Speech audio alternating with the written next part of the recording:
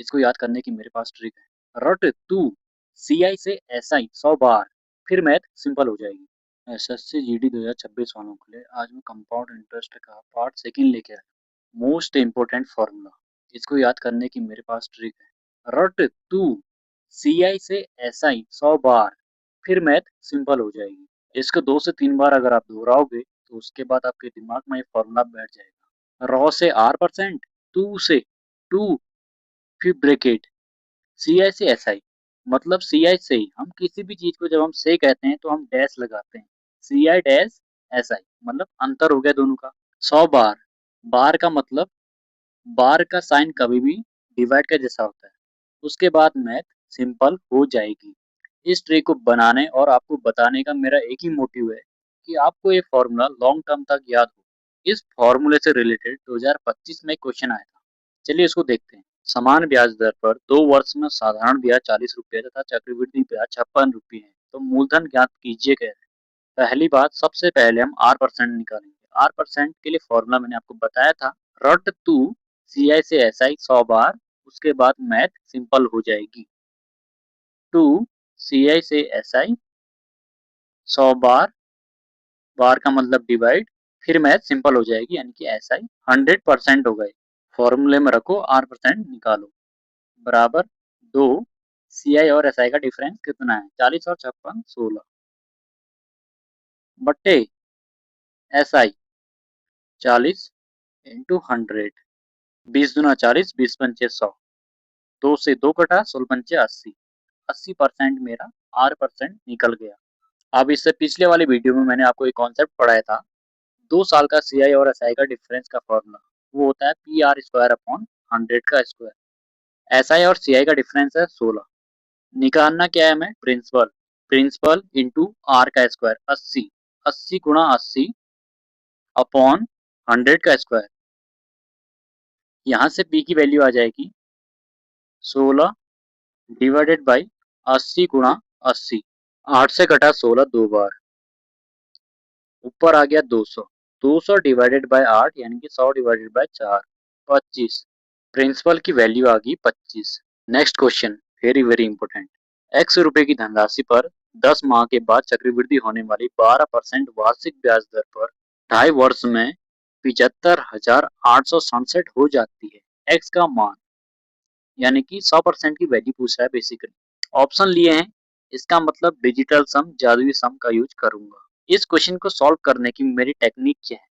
ये कह रहा है 10 माह के बाद चक्रवृद्धि हो रही है, तो 12% तो हमें वार्षिक ब्याज दर दे रखी है, यानी कि जब मुझे 12 महीने का 12% दे रखा है तो एक महीने का कितना निकलेगा? 1%। ये कह रहा है 10 माह के बाद चक्रवृद्धि होने वाली, यानी कि 10%। अब हमारा टाइम कितना है? 2.5 साल। 10 के हिसाब से देखो, 2.5 साल का मतलब कितना हुआ? 30 महीने। तो 10 10 10, 3 स्लॉट बन जाएंगे। क्यों? क्योंकि हम 3 बार लगाएंगे। ये 30 महीने हुए ना 2.5 वर्ष का मतलब, और 10 माह के हिसाब से चक्रवृद्धि हो रही है तो 3 स्लॉट बनेंगे। 10% का 3 साल के लिए होता है 33.1%। अब ये कह रहा हो जाती है, दैट मीन्स ये अमाउंट की वैल्यू है। 133.1% की वैल्यू कितनी दी है मुझे? 75,867। तो 1% की वैल्यू कितने निकल जाएगी?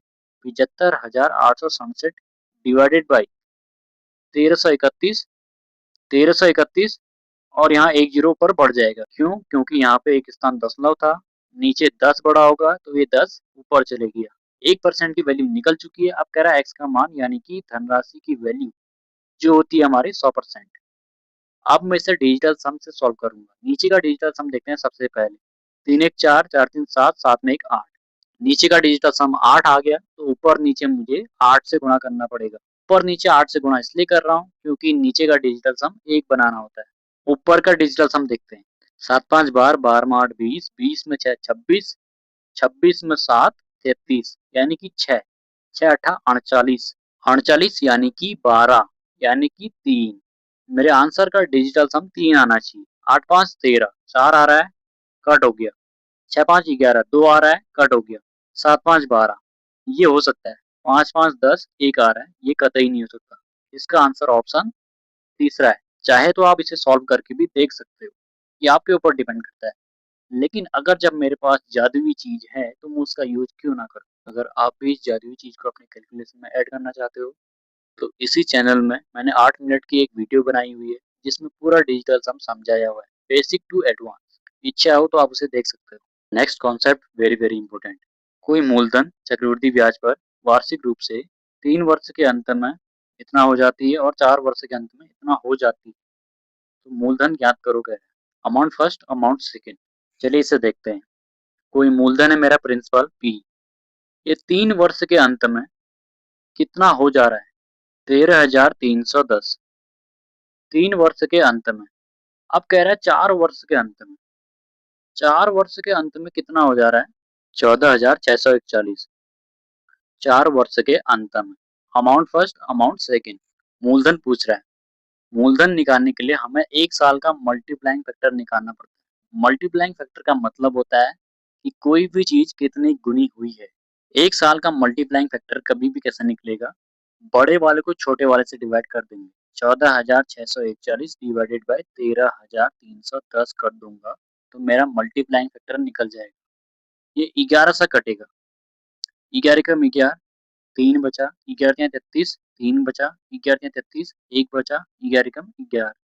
ये 11 से कटेगा। ये होता है 11 का क्यूब यानी कि 121, 10। फिर ये 11 से कटेगा। ये 11 का क्यूब होता है यानी कि 121 डिवाइडेड बाय 11 का स्क्वायर यानी कि 11, 110 हो गया। फिर 11 से कटेगा 11 का स्क्वायर। 11 11 में 121, 11,110 यानी कि 1 साल का मल्टीप्लाइंग फैक्टर मेरा निकल गया 11/10। इसका मतलब मेरा ये है कि मेरी धनराशि हर वर्ष 11/10 गुना हो रही है। अगर मुझे यहाँ पर 8% निकालना होता तो बहुत इजी हो जाता क्योंकि 3 साल और 4 साल इनका डिफरेंस 1 है। तो बड़े से छोटे वाले को घटा देते हैं और कितने से बड़ा उसको डिवाइड करते हैं इंटू 100 करेंगे तो 8% निकल जाएगा। लेकिन यहाँ पर मुझे मूलधन निकालना है तो प्रिंसिपल कैसे निकलता है? प्रिंसिपल गुणा मैं जहां तक पहुंच रहा हूँ, जितने साल का अमाउंट निकाल रहा हूँ उतने साल तक मुझे मल्टीप्लाइंग फैक्टर निकालना पड़ेगा। जैसे 3 साल है तो 3 साल का 11/10 गुणा 11/10 गुणा 11/10 बराबर ये मेरा अमाउंट हो जाएगा 13,310। बेसिकली मैंने यहाँ पे किया क्या है, अगर आप समझ रहे हो तो मैंने यहाँ पर इसे अमाउंट के रूप में लिखा है। अगर मैं इसे गौर से देखूं तो मुझे इसका 8% 10% दिख रहा है। 10% का मतलब 1/10। 10 मेरा मूलधन था वो 11 हो जा रहा है। तो ये मूलधन और ये मिश्र धन। तो ये मिश्र धन की वैल्यू है। प्रिंसिपल का गुणा मिश्र धन से कर रहा हूँ और उसको मिश्र धन के बराबर ही रख रहा हूँ तो मेरा प्रिंसिपल निकल जाएगा। ये 3 11 का क्यूब हो गया। 11 का क्यूब होता है 1331। 1331 से 1331 कट हो गया यानी कि यहाँ पे 10 बचा। फिर यहाँ पे 3 जीरो है यानी कि प्रिंसिपल की वैल्यू मेरी आ गई 10,000। आंसर। दूसरा क्वेश्चन लेते हैं उससे और ज्यादा क्लियर होगा। कोई राशि सीआई पर 3 वर्षों में 4900 और 5 वर्षों में 6400 हो जाती है। Amount first, amount second. वार्षिक रूप से हो रही चक्रवृद्धि, ठीक है। तो वार्षिक दर। अभी यहाँ पे रेट ऑफ इंटरेस्ट पूछ लिया। ये इंटरेस्टिंग है। चलो इसका प्रिंसिपल भी निकालेंगे। कोई प्रिंसिपल है वो 3 वर्षों में 4900 हो जाती है। अमाउंट फर्स्ट 3 साल में। फिर एक वही प्रिंसिपल है वो 5 साल में 6400 हो जाती है। अमाउंट सेकेंड 5 साल में। अब कह रहा है वार्षिक ब्याज दर। वार्षिक ब्याज दर तो इसका निकालना बहुत इजी। कैसे देखो, अमाउंट फर्स्ट, अमाउंट सेकेंड। इन दोनों के बीच का डिफरेंस कितने साल का है ये देखो। 2 साल का है तो इनका स्क्वायर रूट लग जाएगा। अब इनका रेशियो बनाओ, 8% निकल जाएगा। 4900 का स्क्वायर निकलेगा कितना? 70। और 6400 का स्क्वायर निकलेगा 80। अब इसका 8% इजिली निकाल सकते हैं। 70 से 80 हो जा रहा है तो कितना बढ़ रहा है? 10 कितने पर? 70 पर इंटू 100 1/7 यानी कि 14.28%। अब अगर हम इसका प्रिंसिपल निकालना चाहें तो प्रिंसिपल कैसे निकलेगा? पी का ये जितने साल तक है उतने साल का मल्टीप्लाइंग फैक्टर गुणा करेंगे और अमाउंट बराबर कर देंगे, हमारा प्रिंसिपल निकल जाएगा। 3 साल का है तो 3 साल का मल्टीप्लाइंग फैक्टर। मल्टीप्लाइंग फैक्टर कैसे निकलता है? 6400 डिवाइडेड बाई 4900। बड़े को छोटे से डिवाइड करते हैं। 2 जीरो से 2 जीरो कटा 64 बट्टे 49, 64 बट्टे 49, 64 बट्टे 49, 3 बार लिख दिया बराबर 49 डबल जीरो। और प्रिंसिपल की वैल्यू हो जाएगी यहाँ पर 49 100 गुणा 49 का क्यूब डिवाइडेड बाई 64 का क्यूब। चक्रवृद्धि ब्याज वार्षिक रूप से संयोजित कोई धनराशि 2 वर्ष में स्वयं की 3.24 गुनी हो जाती है तो वार्षिक ब्याज दर पूछ रहा है।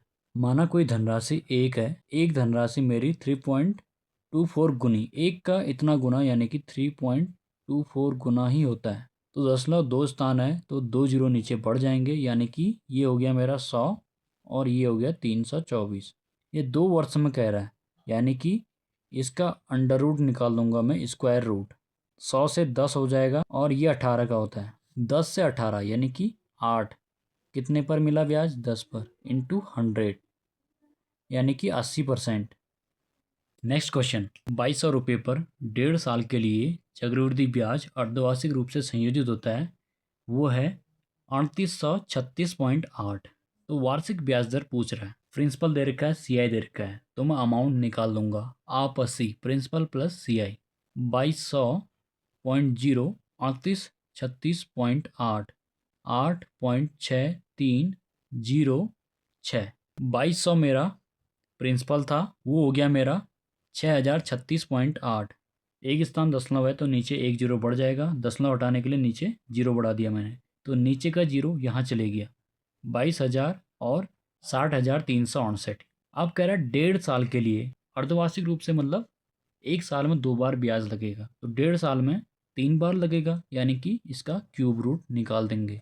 11 से काटो सीधे, 11 दूना 22, 11 पचा 55, 5 53, 11 चौको 44, 9 बचा, 11 अठा 88, 8 बचा, 11 अठा 88, 4 से, 4 पंचे 20, 13 चौको 52, 4 सता 28, 4 दूना 8। अरे यार एक जीरो ही होगा यहाँ, यहाँ एक जीरो, यहाँ एक जीरो, यहाँ गलती से एक जीरो बढ़ गया था। ये 2200 था तो एक ही जीरो बढ़ेगा यहाँ, सॉरी फॉर देट। अब 500 1372।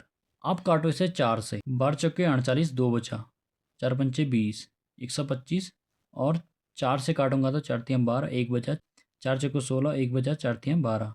क्यूब रूट क्यूब रूट, देखते ही समझ गया, 5 और 7, क्योंकि ये 5 का क्यूब है और ये 7 का क्यूब है। 5 रुपया 7 हो जा रहा है, यानी कि 2 कितने पर? 5 पर, इंटू 100। 2/5, 1/5 होता है 20, यानी कि 40%। लेकिन जरा यहाँ पर रुकिए, ये मेरा निकला अर्धवार्षिक। अब ये कह रहा है वार्षिक ब्याज दर, अर्धवार्षिक जब 40 है तो वार्षिक इसका डबल हो जाएगा 80%। दैट्स इट, आज का पार्ट यहीं पे समाप्त होता है।